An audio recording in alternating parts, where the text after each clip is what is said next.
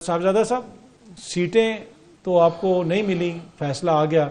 अब ये कहा जा रहा है कि जो खैबर पख्तूनख्वा में आपकी हुकूमत है उसको भी फारिग किया जाएगा और जितनी छोटी मोटी जो स्पेस आपके पास रह गई है वो भी आपसे ले ली जाएगी। बिस्मिल्लाहिर्रहमानिर्रहीम, बहुत शुक्रिया। अतर भाई, ले लें जिसकी लाठी उसकी भैंस। मैं सर आपके प्रोग्राम में 20 मरतबा कह के गया कि जिन अराकीन को 39 अराकीन को उनके नॉमिनेशन पेपर की बुनियाद के ऊपर कि उसके ऊपर लिखा हुआ है पाकिस्तान तहरीक इंसाफ, उनको पाकिस्तान तहरीक इंसाफ डिक्लेयर किया गया। उसी केस के अंदर मेरे लिए दोहरा मयार क्यों था? मेरा नॉमिनेशन पेपर जब खोला गया तो उसके ऊपर सुन्नी इत्तेहाद कौंसिल लिखा हुआ है, इंडिपेंडेंट नहीं लिखा हुआ कि आप भी सुन्नी इत्तेहाद कौंसिल के उम्मीदवार नहीं थे। यही तो बयानिया है पूरा जो बार बार बयान किया जाता है कि उस जमात में कैसे शामिल हो गए। साहबजादा साहब तो खुद भी सर थे। आप साहब ने पार्लिमानी सियासत के अंदर उम्र गुजारी है, आप एक ज़हीन इंसान हैं। मुझे ये बताएं कि किसी भी कैंडिडेट का कैंडिडेचर किस तरीके से वाज़िया होता है। नंबर 1, उसके नॉमिनेशन पेपर के ऊपर जो पार्टी लिखी हुई होती है। नंबर 2, जो वो टिकट जमा करवाता है। ठीक, मेरा आपने 39 पार्लियामेंटेरियंस को पीटीआई का एमएनए डिक्लेयर किया इस ग्राउंड के ऊपर कि आप इलेक्शन कमीशन ने उनके पेपर स्क्रूटनाइज किए हैं, उनके नॉमिनेशन पेपर के ऊपर पीटीआई लिखा हुआ था। सो दे वर declared PTI by the supreme court. जब मेरा पेपर निकाला गया, काजी फायजीसा साहब उस वक्त थे, उन्होंने बड़ी शद्दोमद के साथ निकलवाया। मैं तो उस वक्त कौमी असम्बली के इजलास में था, मुझे फौरन बुलाया गया, पहुंचा, and I was waiting for that moment. जब मेरा नॉमिनेशन पेपर खोला गया तो उसके ऊपर लिखा हुआ था सुन्नी इत्तेहाद कौंसिल। सुप्रीम कोर्ट के 4 ऑनरेबल जजेस ने वहीं पर इलेक्शन कमीशन से कहा कि your case is finished, the gentleman has written SIC on his nomination paper, आपके प्रोड्यूस शुदा डॉक्यूमेंट के मुताबिक। अब सवाल ये पूछा जाए कि RO ने मेरा पार्टी का टिकट क्यों एक्सेप्ट नहीं किया? मुझे क्यों 3 मरतबा इंडिपेंडेंट मुख्तलिफ निशानात मेरे तब्दील किए गए? पहले शटल कॉक दिया गया, उसके बाद बालू दिया गया, उसके बाद गड़ियाल दिया गया। ठीक है, ये वो प्रैक्टिस थी जिस तक पहुंचना चाहिए था। उससे अगली बात मैं आपको अर्ज कर देता हूं कि रिजर्व सीटें मैं इसी वजह से बड़ा क्लियर हूं। जब इंतखाबात के फौरन बाद ये फैसला हुआ कि अब किसको ज्वाइन किया जाए, तो MWM की एक सीट थी कौमी असम्बली की। मैंने रिकमेंड किया कि आप MWM को ज्वाइन करें सारे। इट वाज माय रिकमेंडेशन कि आप MWM को ज्वाइन करें।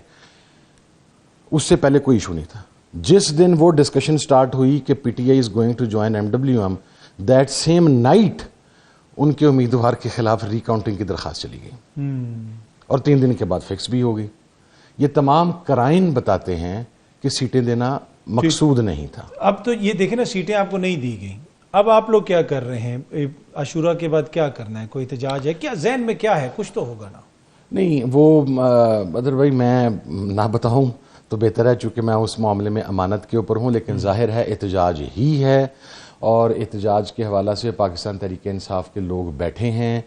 गुज़श्ता 3 दिन से उनकी मुसलसल मीटिंग्स चल रही हैं और एक प्लान तरतीब दिया गया है जो उन लोगों के पास है। अब वो चूंकि उसका अभी ये डिसाइड नहीं हुआ कि उसको कब मंजर आम के ऊपर लेके आना है, जब वो डिसाइड करेंगे तो मैं आपके सामने अर्ज कर दूँ। अब तो आज मलिक अहमद खान साहब की मुलाकात हुई है चीफ इलेक्शन कमिश्नर से, उधर से भी आपके 26 लोगों को डी-सीट करने की बात हो रही है, पंजाब से भी।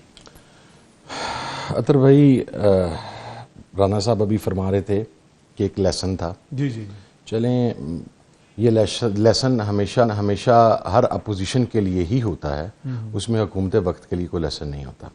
मेरा सवाल ये है कि सुप्रीम कोर्ट का फुल कोर्ट का डिसीज़न आ गया, 9 माह तक वो डिसीज़न इम्प्लीमेंट नहीं हुआ, तहरीरी फैसला जारी होने के बावजूद। रिव्यू में फैसला आया, अभी उसका तफसीली फैसला भी जारी नहीं हुआ और विद इन 2 डेज वो इम्प्लीमेंट हो गया। ये आपको कॉपी मिली है फैसले की जो आप मांग रहे हैं? वो 12 नहीं, के हमें छोड़ दें, ECP को भी नहीं मिली। ECP का जो फैसले से नेक्स्ट डे इजलास हुआ उसमें उन्होंने कहा भी तफसीली फैसला नहीं आया, कल दोबारा इजलास करेंगे। अब अगले दिन दोबारा इजलास हुआ तो भी उनके पास तफसीली फैसला नहीं है, ऑर्डर इंप्लीमेंट हो गया। ये रॉकेट साइंस मैं समझना चाहता हूँ। सब कह रहे हैं एजुकेशनल एक्सरसाइज। हाँ, कोई नहीं, वो सर वक्त बदलते इस मुल्क में टाइम नहीं लगता। मैं आपको एक बात अर्ज करूँ, वक्त बदलता है, ठीक है, किसी ने सदा नहीं रहना, सदा बादशाही सिर्फ अल्लाह रब्बुल इज़्ज़त की है। ये चीज़ें बदलती रहती हैं। जो लेसन हमने हासिल किया है میں اللہ کے گھر سے مقصد ہے، میں تکبر کا جملہ نہیں بول رہا، کوئی سخت جملہ نہیں بول رہا. انشاءاللہ یہ نئے لیسنس تھے نا سر، نیا تعلیمی ہمیں وہ چیزیں سمجھائی جا رہی تھیں، یہ اگلی مرتبہ انہیں سمجھنی پڑیں گی اور اس سے زیادہ برے طریقے سے سمجھیں. ہم بھی بڑی بڑی نئی چیزیں ٹیوشن لگوائی ہوئی ہے، ہمارے لیے کوئی مسئلہ نہیں ہے. ہاں جی، یہ کہہ رہے ہیں ہم نے ٹیوشن لگوائی ہوئی ہے تو ہمارا کوئی مسئلہ نہیں ہے ایجوکیشن کا جو ہے. ہاں وہ جب تک ٹیوشن لگی رہی. لیکن میں آپ کو ایک بات بتا دوں سر اطہر بھائی کہ پاکستان میں ہسٹوریکلی کسی بھی گورنمنٹ کے 2.5 سے 3 سال ہی ہوتے ہیں اور 1.5 سال کا آپ نے نگران ٹائم گزار دیا، وہ بھی آپ ہی کے گورنمنٹ تھی اور یہ موجودہ حکومت اس کا تسلسل ہے. 3 سال پورے ہو گئے ہیں. forget about what is going to happen in KP کے پی میں کیا ہو رہا ہے. آپ یہ سوچیں کہ مرکز کے اندر جو فارمیشن ہو رہی ہے وہ کیا ہو رہی ہے. اچھا تو ادھر بھی کچھ نہ کچھ چل رہا ہے. ہاں سر، کچھ نہ کچھ نہیں، بڑا کچھ بیہائنڈ دا سین چل رہا ہے. صاحبزادہ صاحب فیصلہ کیا کیا آپ لوگوں نے؟ حکومت سے آپ بات کریں گے یا نہیں کریں گے؟ ایک خط بھی سامنے آیا، پارلیمانی پارٹی کا جو اجلاس ہوا اس میں گفتگو بھی ہوئی. خان صاحب کہتے ہیں کہ صرف اسٹیبلشمنٹ سے بات کروں گا. ابھی کیا اس وقت کرنٹ کیا سچویشن ہے؟ آپ حکومت سے بات کریں گے یا نہیں کریں گے؟ سر اس کی طرف آنے سے پہلے جی رانا صاحب نے کچھ باتیں کہی ہیں. انہوں نے کہا میں خوش رہنا چاہتا ہوں، تو میں مشکور ہوں ان کا کہ وہ میری خوشی کے اوپر انہوں نے کوئی درمیان میں خلل نہیں ڈالا اور انہوں نے مجھے دعا دی ہے. سب سے پہلے تو بجٹ کے اوپر جو رانا صاحب نے فرمایا کہ ہمارا کوئی کنسرن نہیں تھا. 22 گھنٹے ہمارا الاٹڈ ٹائم تھا، 7 آورس. اپوزیشن نے فیڈرل بجٹ کے اوپر 22 گھنٹے ڈیبیٹ کی ہے اور اس 22 گھنٹے میں 21 گھنٹے ٹریجری بینچز کے اوپر بعض اوقات ایک بھی فیڈرل منسٹر نہیں تھا، کیونکہ بجٹ ڈیفینڈ کرنے کے لیے کوئی بندہ وہاں پر بیٹھنے کے لیے تیار نہیں تھا. ٹھیک ہے، تو ایک تو یہ ریکارڈ کی تصحیح ضروری ہے کہ 22 گھنٹے.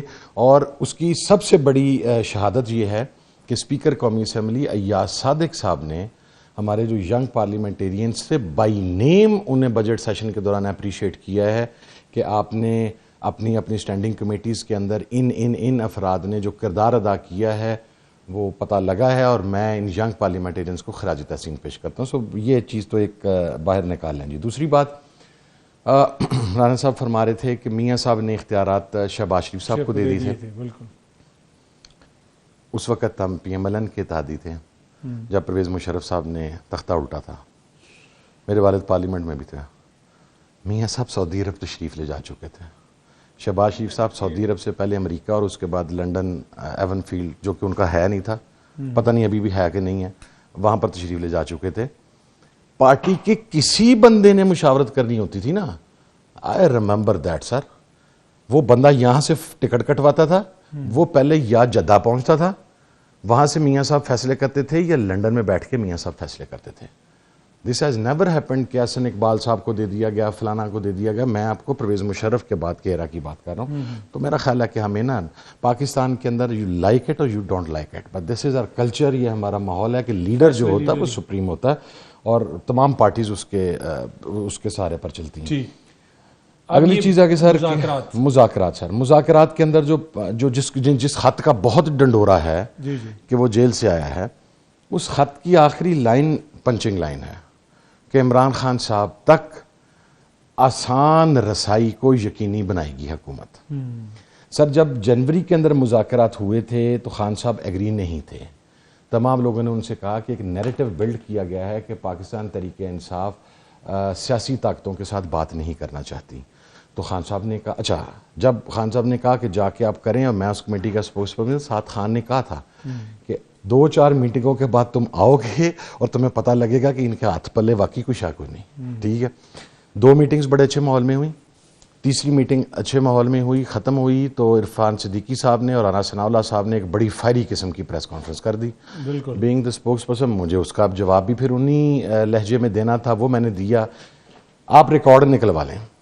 ایک ہے میں بات کر رہا ہوں، رانا صاحب کر رہے ہیں، کوئی آدمی کر رہا ہے، ہو سکتا ہے میں جھوٹ بول رہا ہوں، ہو سکتا ہے رانا صاحب سے کوئی غلط فہمی ہو گئی، ہو سکتا ہے کسی اور بندے کو. سر وہ میٹنگ تو آپ کی کانسٹیٹیوشن روم میں ہوتی رہی ہے نا. ٹھیک ہے، اس کا ریکارڈ وہاں پہ موجود ہے نا. ہر میٹنگ کے اندر جو خان صاحب سے رسائی تھی اس کے اوپر حکومت کمٹمنٹ کرتی تھی. حکومتی اراکین اگلی میٹنگ میں آ کے یہ بتاتے تھے ہم ملاقات کروانا چاہتے ہیں لیکن ہمارے ہاتھ واسی کوئی شے کوئی نہیں. بس ہمیں اگلی میٹنگ تک کا ٹائم دے دیں, ہم آپ کی ملاقات کروا دیں گے. تو آپ یہ کہہ رہے ہیں کہ یہ ملاقات بھی نہیں کروا سکتے تو اور انہوں نے کیا دینا ہے؟ That's what I'm saying sir. میں اس وقت ان لوگوں میں سے تھا جو یہ کہتا تھا کہ پولیٹیکل فورسز کے ساتھ بات چیت ہونی چاہیے. اب آپ اس میٹنگ کے منٹس نکلوا لیں, اس کی ریکارڈنگ نکلوا لیں. اگر حکومتی کمیٹی یہ نہیں کہتی رہی کہ ہم ملاقات نہیں کروا سکتے تو آپ مجھے آنسریبل کریں. لیکن اگر حکومتی کمیٹی ہی یہ بات کہہ چکی ہے تو سر 100 بلے مذاکرات کے اوپر تیار ہو. کل کو پھر یہ رسائی نہیں دے پائیں گے, اور وہی اڈیالہ جیل میں آنے والا خط ہے کہ جن کے ہاتھ میں پاور ہے بات انہی سے ہوگی. عامر رضا صاحب, آخر میں ذرا بتائیے گا کہ کیا ایکسپیکٹ کریں وہ لوگ جو عاشورہ کے بعد کہہ رہے ہیں کہ جی بڑے پیمانے پہ تحریک چلے گی, یہ ہوگا وہ ہوگا, کوئی سمپل 2-3 چیزیں کیا بھائی میں دیکھیں آپ کو ایک بات بتاؤں, میرا نقطہ نظر یہ ہے, میں ہمیشہ یہ اس بات کہتا ہوں, میں آپ کے پروگرام میں بھی کہا, میں نے کئی مرتبہ کہا, تحریک ایسے نہیں چلتی کہ آج 4 تاریخ ہے یا 3 تاریخ ہے, آپ کہتے ہیں ہم 23 تاریخ کو فلانی جگہ پہ چلیں.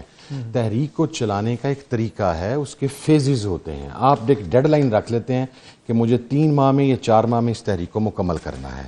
وہ مشاورت الحمدللہ پوری ہو چکی ہوئی ہے, ابھی اس فیزز کے اندر اسے آگے بڑھایا جائے گا. لیکن جو بھی ہوگا وہ اب پارلیمنٹیرین سے, عہدیداران سے سٹارٹ ہوگا اور پھر وہ عوام کی آگے بڑھتا جائے گا. کیا خان صاحب کو پھر دوبارہ کوئی اپروچ کیا گیا ہے باہر سے, آگے پیچھے سے, ادھر ادھر سے کوئی نیا میسج ایسا آیا, اس قسم کی خبریں بھی آ رہی تھی؟ سر ناٹ ٹو مائی نالج, کیونکہ پولیٹیکل جو لوگ ہیں ان کی تو 5 ماہ سے خان صاحب سے ملاقات ہی نہیں ہوئی, کسی بندے کی بھی نہیں ہوئی. ابھی ملاقات 2 یا 3 افراد تک محدود کر دی گئی ہے. 2 خان صاحب کی بہنیں ہیں اور ایک کوئی وکیل چلا جائے. مین مسلمان اکرم راجہ صاحب کو بھی نہیں جانے دیتے, جو جا کے کو پالیسی پوچھ کے آ سکتے ہیں. اور جو بہنوں سے ملاقات ہے وہ جیل مینول کے مطابق اور کورٹ آرڈرز کے مطابق 35 منٹ ہے, وہ اس مرتبہ کم کر کے 11 منٹ کر دی گئی ہے. اور جو لائر سے ملاقات ہے 1 منٹ 9 سیکنڈ کی ملاقات ہوئی ہے خان صاحب کی. تو اب آپ مجھے بتائیں نا کہ اس کیفیت کے اندر اگر ان کے پاس کو پیغام پہنچا بھی ہے تو 1 منٹ 9 سیکنڈ میں ایک بندہ کسی کے ساتھ کیا پیغام اسے کنوے کر سکتا ہے, یا پارٹی کے لیے کیا پیغام کنوے کر سکتا ہے. خان صاحب اس وقت سولیٹری کنفائنمنٹ کے اندر ہیں, انہیں قید تنہائی کا نشانہ بنایا گیا ہے, وہ وہاں پر بیٹھے ہیں. لیکن اس مرتبہ شاید جو پروٹیسٹ ہے اس کے اوپر پارٹی اب خود عمل کرنے جا رہی ہے, جو شاید یہ ایزمپشنز تھیں کہ ہر مرتبہ خان صاحب کی کال ہی کا ویٹ کیا جائے گا. تو اگر رسائی ہو گئی تو خان صاحب سے اپروول ہو جائے گی, اگر رسائی نہ ہوئی تو احتجاج اب فائنل ہے وہ تو ہوگا. ٹھیک ہے. باخبر رہنے کے لیے سنو نیوز کا یوٹیوب چینل سبسکرائب کریں اور بیل آئیکن پہ کلک کر دیں.